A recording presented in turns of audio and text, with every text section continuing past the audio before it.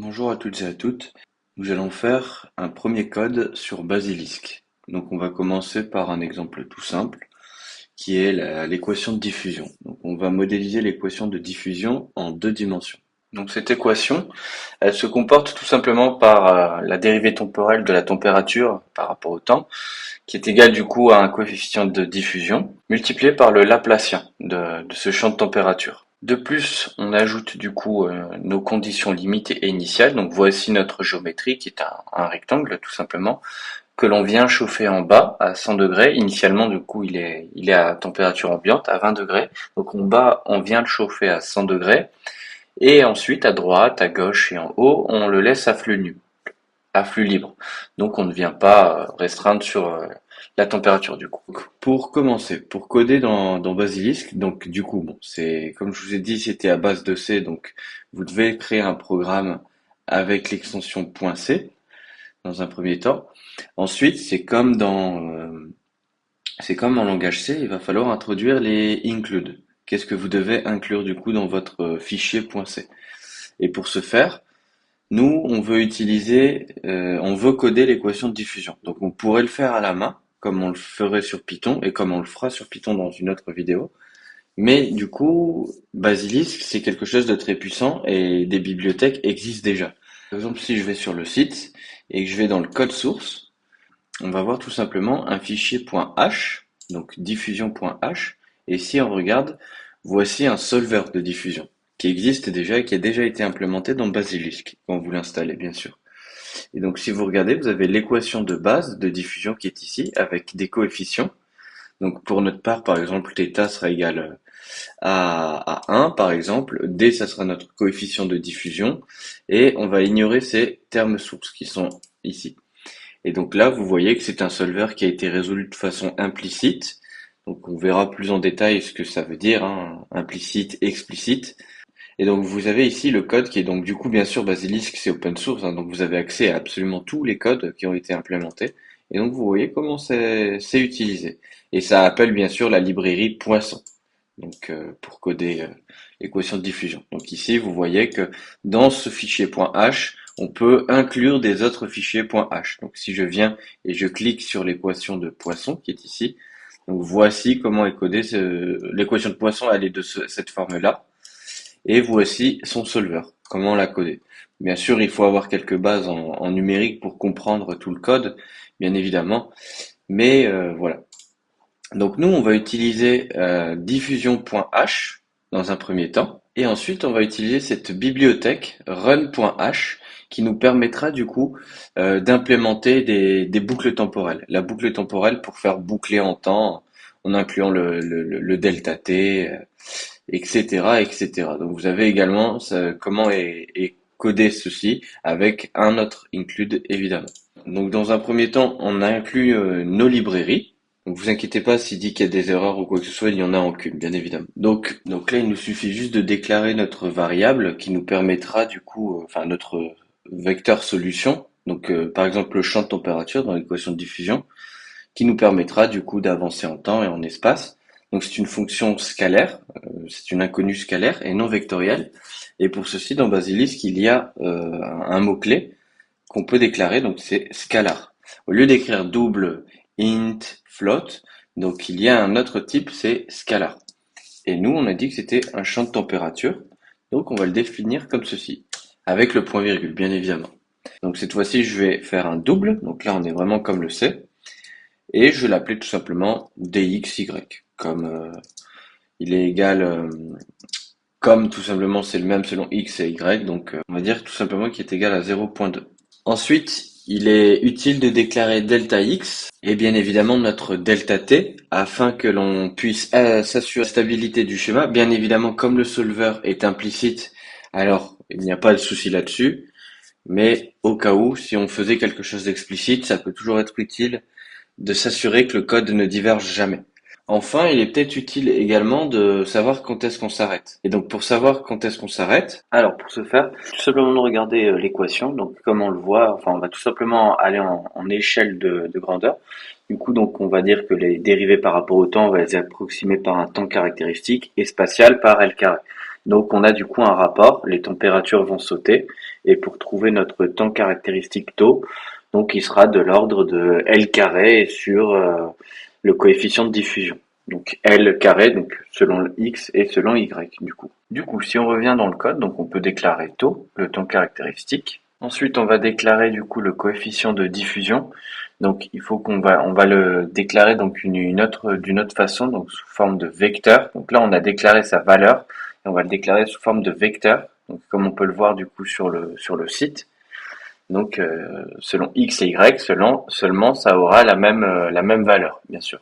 Donc du coup, on peut également déclarer donc des doubles concernant les conditions aux limites et les conditions initiales. Donc tout simplement, on peut déclarer T0 comme la température initiale, TB la température du bas et le flux qui est égal à 0. Donc flux nul, bien évidemment. Donc voici la syntaxe pour résumer au début. Donc on déclare les include et ensuite on déclare les variables dont on a besoin. Ensuite, on va passer à la structure du code, donc avec le int main. Donc c'est comme ça qu'on fonctionne sous Basilisk. Donc on va coder le int main dans un premier temps. Et à l'intérieur de ce int main, ce qu'on va faire, c'est que dans un premier temps, on va écrire run.h enfin, on va utiliser la fonction run.h qui nous permettra de boucler et de lancer le programme du coup. Et ensuite, c'est à l'intérieur de cette fonction que l'on va utiliser tous les outils en fait dont on va avoir besoin dans Basilisk. C'est-à-dire qu'on va pouvoir affecter ce que vaut delta x, delta t, le temps caractéristique. On va pouvoir définir le domaine de notre simulation, etc., etc., ainsi que l'origine, le nombre de points. Et tout. Donc on va commencer par donner notre domaine, la taille de notre domaine. On va dire qu'on notre plaque vaudra 10 centimètres, par exemple. Et ensuite, ce qu'on va faire, c'est qu'on va venir fixer l'origine du repère. Donc pour savoir si on le met au centre de la plaque, dans un coin en bas à gauche, par exemple. Donc nous, on va le centrer. Et pour centrer l'origine, donc il suffit tout simplement d'écrire que x0, donc y0, donc ils sont égaux, et on divise notre intervalle en deux, en fait, en ajoutant un signe moins pour qu'on commence à -5 et on s'arrête à 5. Ensuite, on définit le nombre de points. Donc là, on va commencer avec 128, enfin on va écrire 128, tout simplement. Histoire, bien sûr, le temps de calcul sera d'autant plus long que n est grand. Donc plus on veut quelque chose de précis et plus le temps de calcul devient très très grand, bien évidemment. Ensuite, on écrit la définition de ce que vaut delta x. Donc delta x, c'est tout simplement b-1 divisé par le nombre de points. Et comme delta x et delta y sont égaux, eh bien, on écrit tout simplement delta y est égal à delta x. Ensuite, notre delta t. Alors, comme je vous l'ai dit, si le code était explicite, donc on essaierait du coup de s'assurer de la stabilité du schéma et un résultat quand l'équation de diffusion est résolue de façon explicite en indé, il faut que le coefficient de diffusion multiplié par le passe temporel divisé par le passe spatial au carré soit plus petit que 1/2. En 2D, il faut qu'il soit plus petit que 1/4. Et on a bien sûr le produit du coup de delta x et delta y, bien évidemment. Donc du coup, delta t, nous pouvons tout simplement le définir comme ceci, avec la fonction sq, qui est la fonction carré, au carré, implémentée dans Basilisk. Enfin, on écrit du coup la définition du temps caractéristique, donc L0 carré, taille du domaine, divisé par notre coefficient de diffusion, tout simplement. Et enfin, on a écrit une dernière fonction. On écrit une dernière ligne à l'intérieur de notre int main. C'est une ligne qui nous permettra de créer un fichier quand on va lancer la simulation pour que nos données soient enregistrées dans ce fichier. Donc on pourrait le faire à la main, mais on peut automatiser ça dans Basilisk avec la fonction système et en utilisant le mot-clé mkdir qui nous permettra de créer un fichier que l'on appellera dumpfile par exemple. Et c'est tout ce qu'il faut faire dans cet exemple dans la fonction int main. Donc après avoir déclaré cette fonction, on va passer aux conditions aux limites. Donc je dis tout simplement que l'on va chauffer en bas et qu'on va laisser sur les côtés à flux num. On essaiera également de regarder ce qui se passe bien évidemment si on chauffe en haut. Donc pour écrire ces conditions limites, c'est tout simple. Donc on va utiliser la variable notre inconnu, donc t, et on va tout simplement écrire les directions à l'intérieur des crochets.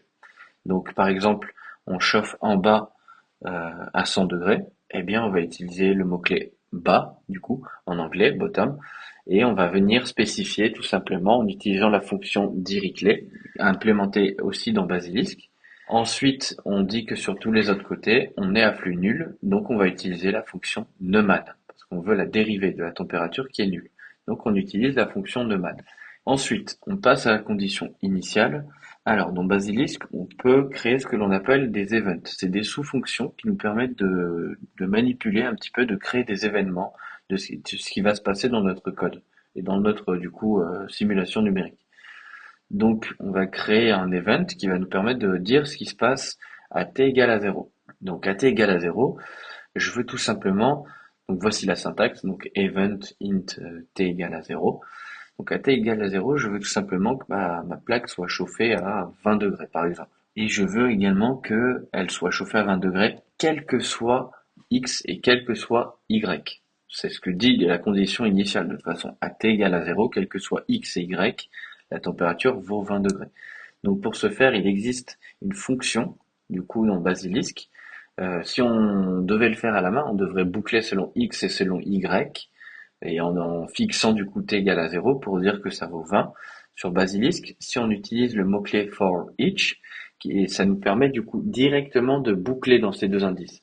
C'est-à-dire qu'en écrivant for each et juste en dessous t égale à la condition initiale, donc dans notre cas t0, eh bien le code, arrivé à ce stade de cette ligne, il comprend qu'il boucle selon x et y du coup.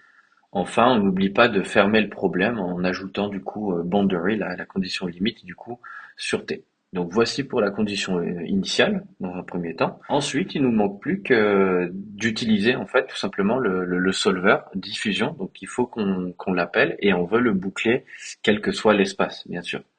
Donc pour ce faire, on crée un nouvel event, du coup, running, et on veut boucler sur tout l'espace, donc i++, toujours accolade, commencer. À l'intérieur de cette boucle, on va utiliser le DT de la librairie run.h du coup. Et donc ce DT, c'est pour ça que je l'ai pas appelé DT tout à l'heure, mais delta t. Et il va être égal à une fonction, donc DT next. En fait, on va venir calculer le pas suivant, hein. On va venir définir ce que vaut notre delta t, en fait, tout simplement. Et ce qu'il va valoir, ça va être tout simplement delta t. Ensuite, bien, on appelle tout simplement le solver diffusion. Donc pour savoir ce qu'on met à l'intérieur de ce solver, donc il suffit de regarder tout simplement dans le site, hein. Bien on regarde que du coup ça prend pour argument l'inconnu, donc le vecteur solution, suivi du dt. C'est pour ça que je l'avais déclaré en double précédemment, suivi du vecteur de diffusion, donc c'est pour ça que j'avais également déclaré sous forme de vecteur, mais avec les mêmes composantes, du coup composantes constantes. Ensuite, on a bien sûr la source R, bêta, coefficient bêta et θ. Mais par défaut, R et bêta sont nuls et θ par défaut vaut 1. C'est super. Donc j'ai besoin de déclarer uniquement T, dt et D. C'est ce que je vais faire du coup en revenant sur le code. Donc voilà, donc diffusion T, dt, D. Et enfin, j'oublie pas de fermer avec les conditions limites. Donc là, utiliser la troisième librairie, que je ne vous ai pas encore parlé, donc Output VTU, qui me permet en fait tout simplement de sauvegarder mes fichiers. Donc comment elle fonctionne, donc la voici. Donc c'est sous forme d'event. Je vais venir enregistrer mes fichiers avec un intervalle avec un pas de 0,1. Jusqu'à quand? Jusqu'à mon temps caractéristique. Bon, bien évidemment, je vais le modifier, sinon ça va être très long. Et qu'est-ce que j'enregistre? J'enregistre mon inconnu T, du coup. Et enfin, je l'enregistre où? Dans le dump file, je donne un nom du coup à mon fichier, etc. Enfin, j'ajoute juste une dernière fonction qui me permet tout simplement, c'est une sorte de bar processing qui me permet de, quand je compile et je lance mon programme, de voir combien de temps il me reste avant la simulation. Donc voici cette fonction. Donc elle n'est pas obligatoire, mais elle me permet juste d'incrémenter, de regarder les temps qui défilent. Donc sur Basilisk, pour compiler et exécuter, c'est très simple. Ça ressemble au langage C, bien sûr, avec le mot-clé GCC, sauf que sur Basilisk, ça sera QCC, comme on l'a vu dans la première vidéo. Donc pour ce faire, on va tout simplement introduire cette commande, donc QCC cours 2, donc c'est le nom du fichier .c, -lm pour introduire toutes les bibliothèques scientifiques. O2. Donc ça, c'est notre façon pour compiler. Et ensuite, le esperluette, donc ./a.out, c'est pour nous permettre du coup d'exécuter le code. Alors, traditionnellement, on compile, on entre, et ensuite on exécute. On peut le faire directement sur une même ligne en utilisant le esperluette. Et donc, en lançant le programme, on a du coup notre barre processing qui apparaît, qui défile, et donc qui va aller jusqu'à t égale à 100. Donc voilà, donc la simulation, elle est terminée. Et maintenant, toutes mes données sont enregistrées dans Dumpfile et il me reste plus qu'à l'ouvrir dans Paraview. Donc voici l'interface de Paraview. Donc on a une fenêtre comme ceci. Donc là, on va ouvrir nos données qui sont déjà enregistrées donc dans notre fichier Dumpfile. Du coup, donc là, je vais appliquer. Et donc je clique sur Solid Color. Et donc là, je vais prendre notre inconnu, donc qui est grand T. Et voici ce que j'obtiens. Donc ma plaque que je chauffe par en dessous et sur les côtés, c'est à flux libre. Donc si je fais évoluer du coup le temps, on voit du coup le profil de diffusion qui commence à s'établir petit à petit. Si je viens zoomer, donc on voit que des petites bandes, donc ça c'est lié au maillage. Donc on n'a pas pris beaucoup de points, mais c'est pas grave parce que donc c'est lié au maillage. Donc si je l'affiche, donc on voit le maillage. C'est un maillage uniforme. Bien évidemment, on fera un cours sur tout ce qui est maillage non uniforme, qui est vraiment l'un des points cruciaux du coup sur Basilisk, le maillage adaptatif. Donc on discutera là-dessus. Mais donc retenez que là, nous avons fait une simulation à maillage constant. Donc pour lisser en fait notre solution, donc il existe un filtre dans Paraview qui est cell data to point data. Et donc si vous regardez, quand je l'applique, vous voyez que c'est lisse, on n'a plus ces bandes qui apparaissent. Donc voilà. Donc là, on remarque du coup que la géométrie, elle est carrée. Donc là, ce qu'on va faire, c'est qu'on va la modifier pour la mettre rectangle, donc pour respecter notre setup de base, tout simplement. Et pour ce faire, donc on repasse dans le code. Et on va également changer la condition d'en haut. Donc on va mettre une condition de Dirichlet également. Donc pour faire apparaître quelque chose. On va regarder ce que ça va faire. Et ensuite, on va du coup redéfinir la géométrie. Donc au lieu que ce soit une boîte carrée, donc je veux que ce soit un rectangle. Donc pour ce faire, je vais utiliser un masque du coup. Donc voilà comment on utilise le masque. Donc là, qu'est-ce que je suis en train de dire? Je suis tout simplement en train de dire que tout ce qui se passe au-dessus de 3, dans la direction de l'Y, je vais le supprimer avec le mot-clé none. Et tout ce qui se passe en dessous de -3, eh bien, je vais le supprimer en utilisant toujours none. Donc, du coup, y de base, ça allait de -5 à 5. Eh bien, maintenant, ça va aller de -3 à 3. Et si je lance toujours en utilisant compilation et exécution du coup du code, je retourne dans Paraview et voici ma géométrie que j'obtiens. Donc, je vais lancer la simulation. Donc, voilà ce qu'on obtient. Du coup, on chauffe en haut et en bas.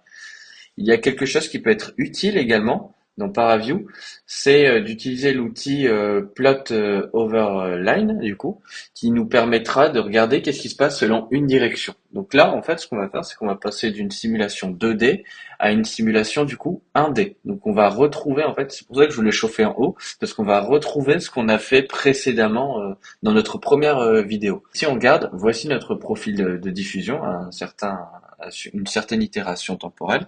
Donc on voit que c'est sous forme d'escalier. Donc c'est à cause du maillage tout simplement. Et donc si maintenant on vient appliquer un filtre, donc le filtre cell data to point data, et qu'on réutilise l'outil plot over line, eh bien on regarde maintenant que en différenciant les couleurs. Et donc ici, si vous regardez bien, donc en rouge, c'est quand le maillage du coup il n'y a pas de filtre, et en noir, c'est quand on applique un filtre. Donc on voit que la courbe est plus lisse du coup. Et plus on lance le temps, et plus du coup la température elle commence à augmenter, comme on le voit ici.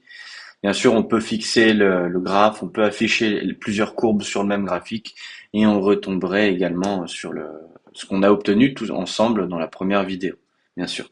Et donc là, petit à petit, on voit la plaque à gauche de toute façon qui chauffe, pour à la fin atteindre une température homogène de 100 degrés. Donc voilà, c'était à peu près tout ce que je voulais vous montrer sur Basilisk. Donc là, vous voyez du coup un exemple de comment on peut modéliser l'équation de la chaleur en deux dimensions. Bien sûr, on va regarder comment la coder en trois dimensions, hein, donc ça peut être sympa. On va la tester sous différentes géométries, hein. Dans un premier temps, pourquoi pas un cube. On regardera dans un pavé droit, etc. en utilisant des masques. Mais voilà, donc c'est le code, il est comme ceci, hein, donc c'est un petit code, hein, vous voyez. Mais voilà. Donc c'était à peu près tout ce que je voulais vous montrer. J'espère que cette vidéo vous a été utile. Et si vous avez des questions ou quoi que ce soit, n'hésitez pas à m'en poser dans les commentaires. Et sur ce, à la prochaine.